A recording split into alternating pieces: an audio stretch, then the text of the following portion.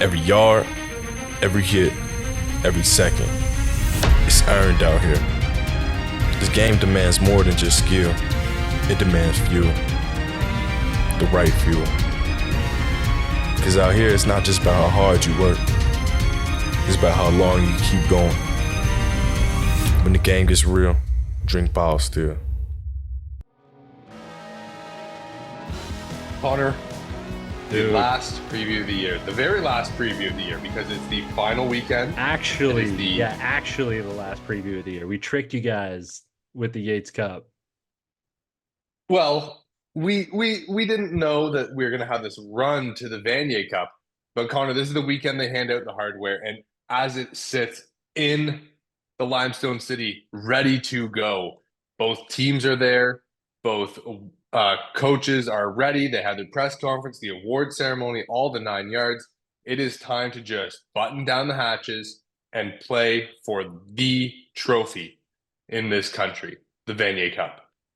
The Vanier Cup. And Wade, speaking of this trophy, one of the oldest in the country, I got a couple trivia questions for you. Trivia questions for you before we kick this episode off. Just something fun I thought we could do to kick this episode off here before the Vanier. So a couple questions for you before we get into the nitty gritty of this one. But Wade, I'm not gonna hand you the lob ball of when was Laval's last Vanier Cup, because it was not that long ago, and we all know it was 2022.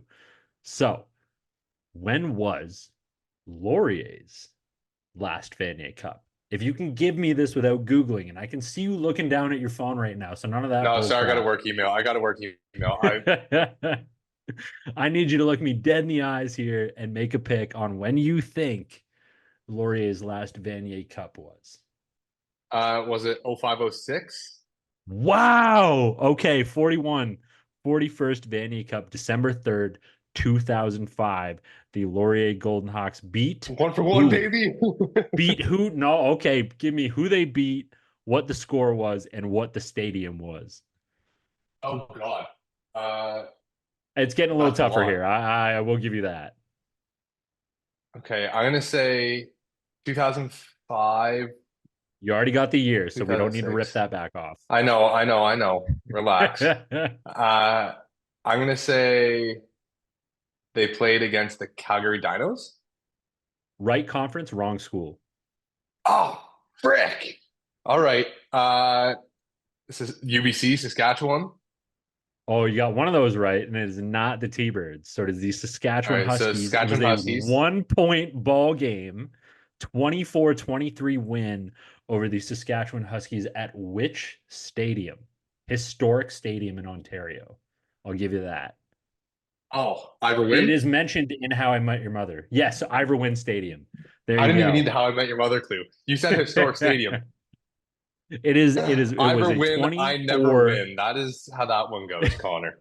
Unless you're the Laurier Golden Hawks, because it was a 24-23 win at Ivor Wynne over the Saskatchewan Huskies. Next question for you.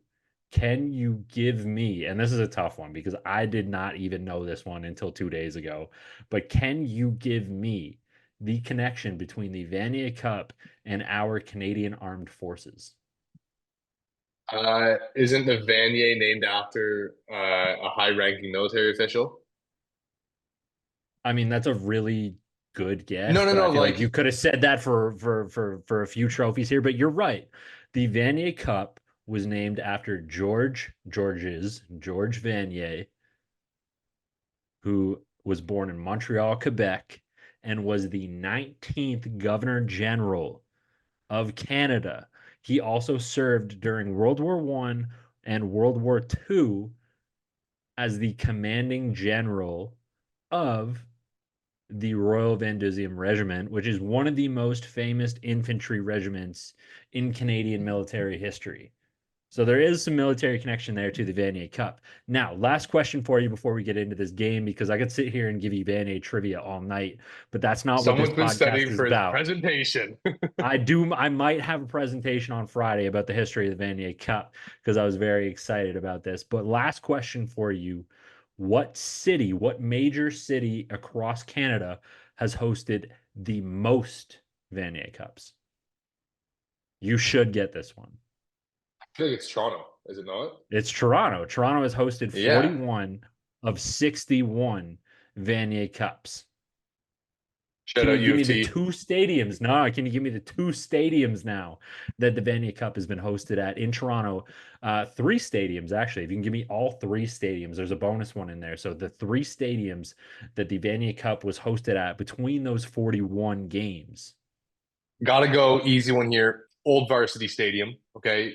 New or old, whether it's the Absolutely. Bull or the Absolutely. second one, which our dear Marshall Ferguson will know all too well, the Sky Dome Marshall was the Ferguson second and one. myself, thank you very much. Okay, I played a shut up, game in OFSA. the Shut up, Sky Dome.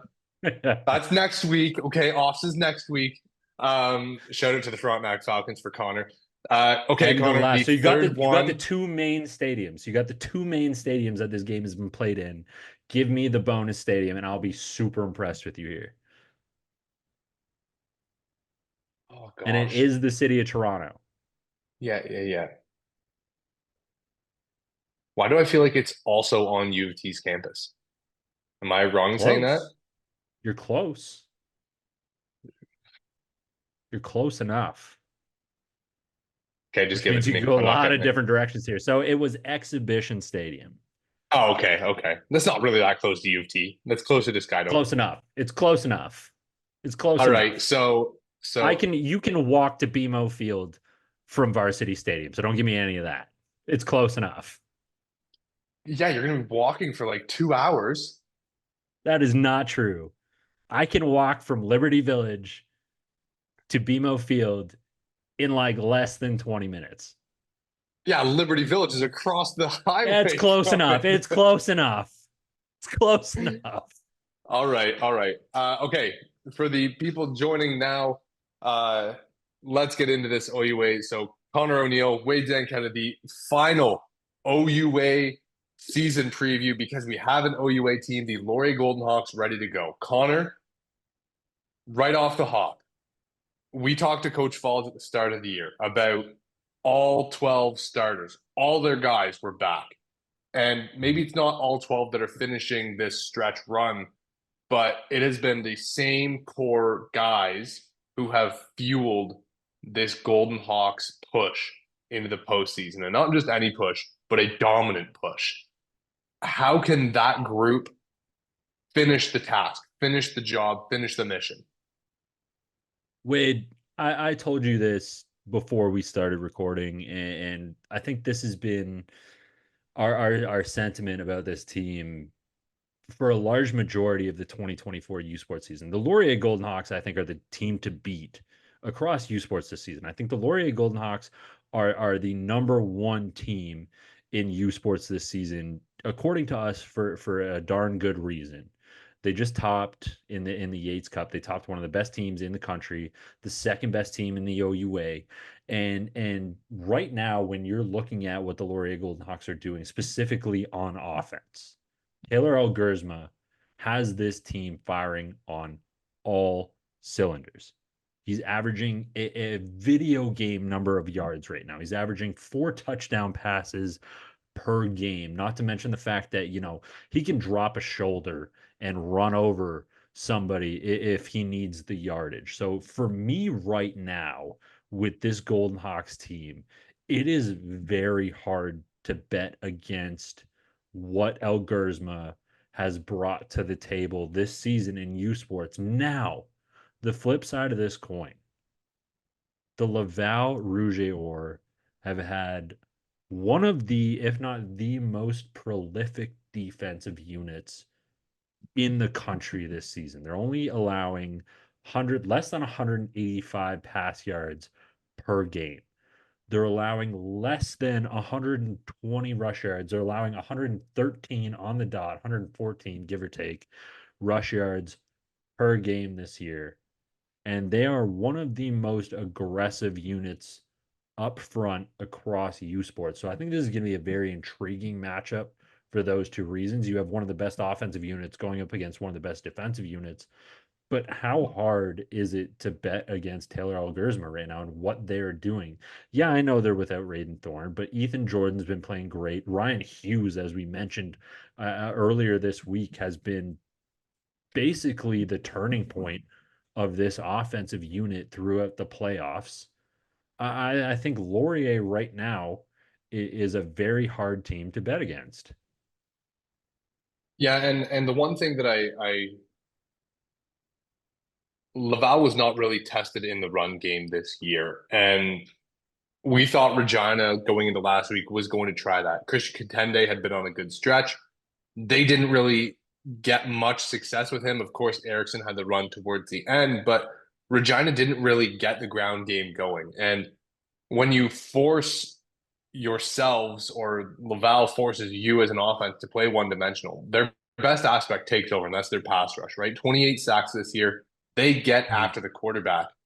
But one thing that Coach Galloway and this offense has shown year over year is almost like a die on the hill of the run game. And whether it's their traditional power gap scheme, or there's wide zone or zone slices, or they move it to be more of extended run plays like we saw last week with bubble screens and wide receiver quick screens. So I think Laurier's ability to play a balanced game and kind of die on that hill is going to help to neutralize this pass rush. They don't have that spot where, you know what, we're playing the Montreal Carabin. We know Joe Senecal is dropping back 30 plus times a game because they don't really run the ball. Okay, well, we're going to start teeing off to that spot.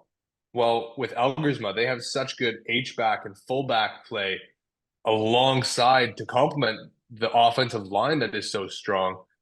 When they drop back and give him 70 pro or 60, or heck, if they even go 80 because they've got so many guys in and they want one-on-one matchups outside, they have so much confidence in Taylor to deliver the ball with precision. All they have to do is give him 2 or 3 seconds, and it could be lights out. So, like you said, this Laval defense has been phenomenal. But I think Laurier has the chance to neutralize it with the ground game and by making them play to their left hand or non-strength, right? Like make them defend the run, something they've done well all year, but compared to other teams in the country, has not been as strong. I love that you bring up the ground game because that's one of the topics that I really wanted to bring up throughout the playoffs, throughout the season, as one of the large differences between Laurier and Laval this season. You know, obviously we know that both of these teams can throw the ball. They have two of the best quarterbacks in U Sports in Taylor Elgersma and Arnaud Desjardins, respectively. But where I think this game where I think this game could start to differentiate is in the ground game because Laurier has one of the had arguably the most prolific ground game in U Sports this season with their plethora of weapons in the backfield, namely led by a guy named Tanner Nelms, who you know how many years have we been saying his name now? And Laurier on the flip side of that coin, throughout the playoffs, they were the seventh best rushing unit in the playoffs, and they were the 11th best rushing unit in the country this season throughout U Sports, whereas Laurier was averaging 218 rushing yards per game throughout the playoffs, making them the third best and best remaining rushing unit in the playoffs this year. So I think that's really one of these things that can break this game wide open is Laurier's ability to run the football. This is one of the things that they've excelled at for, you know, not only the 2024 season, but for a couple of years now. Previously mentioned Tanner Nelms, but he's one of the premier backs in U Sports this season. He's been one of the premier backs in U Sports the past few seasons, and I think what he brings to the table for Laurier, especially late in the game, you know, we talked to Taylor Elgersma about this, about his ability to grind down opposing defenses, his ability to wear out opposing front sevens and just kind of get the yardage late in the game when it really matters, when it's really backbreaking for those opposing defenses. So I think that's one of the things that Laurier brings to the table that's really an underrated unit for them. The things that they can do in the run game, the ways that they can wear you down, tear you down as a defense is overlooked in my opinion with these Golden Hawks. And Connor, one more thing that I do want to say before we kind of close this up and get to the point where we're saying farewell to the season or tying a bow on our predictions. Uh, Special teams is going to be huge, and we know we've talked about Tayshaun Jackson a ton this year, and Ethan Jordan has been pretty good when he gets his hands on the ball in the return game as well. Laurier being second in the country for punt return yardage on average, and they're a top 5 team in kick return yardage as well, and that's with teams just straight up avoiding them as a whole. What Laval has done this year in terms of blocking kicks and scoring touchdowns with the special teams units that they have, this could be a focal point of the game. If you're not executing to a perfect level, this could be chaos. And it doesn't matter how good your offense is doing or how well your defense is playing. If you give up 2 block kicks or a 1 block kick and a big return or 2 big returns that puts them in really good scoring position, that can flip the game on its head. And I think with Laurier, they're going to do so well. Sorry. And with Mike Daly being there as the special teams coordinator, he's going to have them buttoned up. I think he understands and has played in enough big moment games. And that's kind of the nice thing with having a coach like Michael Falls as well, is they understand the gravity. They understand the level that this game is going to reach and the implications it has. And they're going to have their guys tuned up and ready for this. I think the big thing with this special teams unit is just perfect execution, holds, snaps, drops, foot placement on the kick, punch placement on your blocks. Where are you going when you're trying to corral someone on punt return? Flybys, everything. The smallest detail is going to be the largest outcome. And in a game that I think is going to be quite tight, it's going to make or break a lot of things for both teams.